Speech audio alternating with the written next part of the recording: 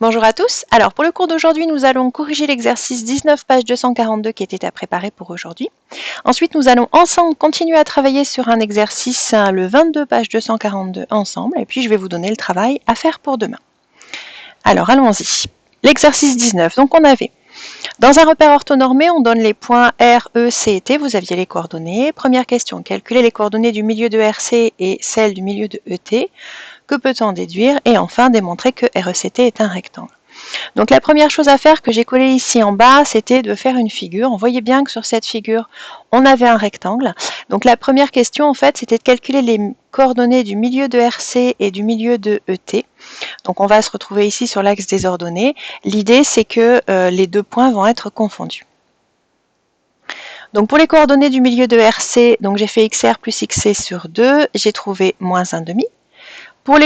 Pour l'ordonnée, j'ai fait YR plus YC sur 2, j'ai trouvé 3,5. Donc ce point a pour coordonnées moins 1,5, 3,5. Pour les coordonnées du milieu de ET, j'ai fait le même type de calcul et j'ai trouvé aussi moins 1,5, 3,5. Donc à la question que remarque-t-on? On remarque que ces deux points sont confondus.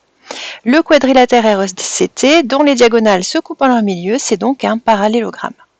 Alors pour démontrer que RECT est un rectangle maintenant, il faut ajouter un angle droit. Donc un parallélogramme avec un angle droit, c'est un rectangle. Pour cela, on va utiliser la réciproque du théorème de Pythagore dans REC. Alors j'ai calculé RE carré, donc XE moins XR au carré, plus YE moins YR au carré, et j'ai trouvé 5. RC carré, j'ai trouvé 50, EC carré, j'ai trouvé 45, et j'ai bien 50 égale 45 plus 5. Donc j'ai bien cette égalité-là, et d'après la réciproque du théorème de Pythagore, le triangle REC est rectangle en E. Du coup, RECT est un rectangle. Voilà pour cet exercice. On va passer au suivant maintenant, l'exercice 22, page 242. Voilà, j'avais mis en pause le temps de remettre les caches sur le texte. Donc on est dans un repère OIJ, orthonormé, et on donne les coordonnées de 3 points. Première question, montrer que EO est le milieu de RT. Alors, pour répondre à cette question, mon conseil, et si vous n'en avez pas besoin, mettez tout de suite en pause, mon conseil, c'est de calculer les coordonnées du milieu de RT, et normalement, puisque c'est censé être le point O, vous êtes censé trouver 0, 0.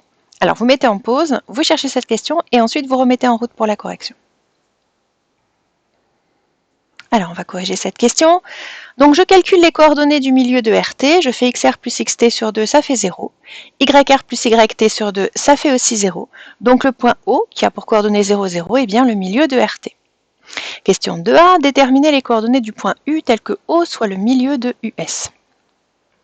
Donc, ce qu'on ne connaît pas, ce sont les coordonnées de U. Mon conseil pour cette question-là, vous allez écrire les égalités avec les abscisses et les ordonnées qui viennent de O milieu de US, c'est-à-dire l'abscisse de O, XO, c'est-à-dire 0, égale XU plus XS sur 2. Donc XO on remplace par 0, XS on remplace par 5, et le seul inconnu de cette petite équation, ça va être XU. Donc vous résolvez l'équation et ça va vous donner la valeur de XU.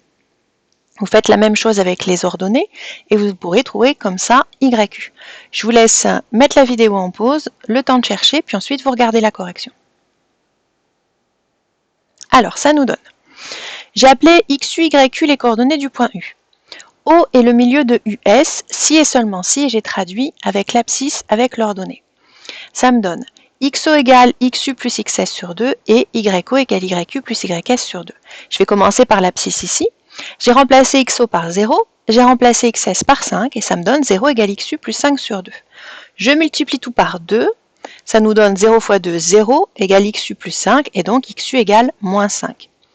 Pour YU, YO c'est 0, YS c'est moins 2. Donc j'ai 0 égale YU plus moins 2 sur 2. Je multiplie tout par 2, ça me donne 0 fois 2, 0 égale YU moins 2. Et ça me donne donc YU égale 2.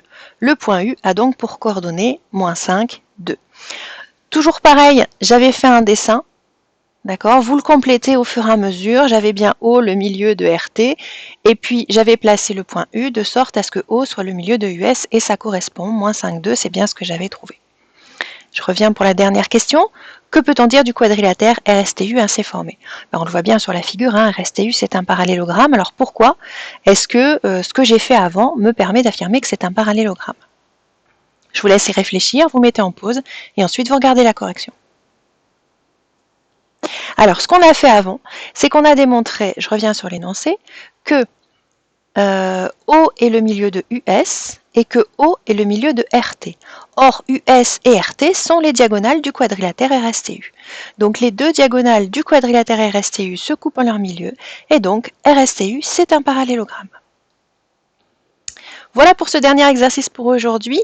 Pour demain, donc vous le faites aujourd'hui quand même, hein, vous avez à chercher l'exercice 7 qui est ici. C'est l'exercice 7 qui est sur la fiche d'exercice. Donc c'est un exercice de synthèse, il est un petit peu long, vous devriez y passer une vingtaine de minutes quand même. Juste une chose, c'est ici, il faut corriger dans l'énoncé. Dans la deuxième question, il fallait démontrer que le quadrilatère ABDC est un parallélogramme, alors que sur votre fiche, il y a écrit ABCD. Donc, un petit coup de main quand même pour chaque question. Donc là, on vous a donné les coordonnées de 4 points. Les vecteurs sont-ils collinéaires? Vous savez faire. Hein. Faites le calcul qu'il faut. Démontrez que le quadrilatère ABDC est un trapèze. Donc au passage, vous faites une figure. Vous vérifiez que c'est bien un trapèze. Et vous vérifiez du coup quels sont les côtés qui sont parallèles pour savoir ce qu'il faut faire. Ensuite, vous placez ce point E de la troisième question. Déterminez que les coordonnées... démontrer que les coordonnées du milieu M de AB sont 0, 2. Ça, vous vous reportez aux deux exercices précédents. C'est la même méthode. Les points DCE sont-ils alignés? Eh bien, on utilise la collinéarité de vecteurs bien choisis.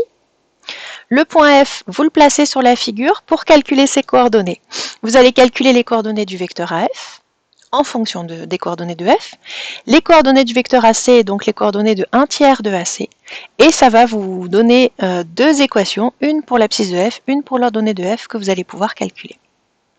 Dernière question, les points M, F et E sont-ils alignés, justifiés? Eh bien, même chose, vous choisissez les bons vecteurs, vous faites les calculs. Voilà, je vous laisse avec ce travail-là à faire pour demain. Vous aurez une vidéo de correction pour cet exercice dans le cours de demain. Bon courage!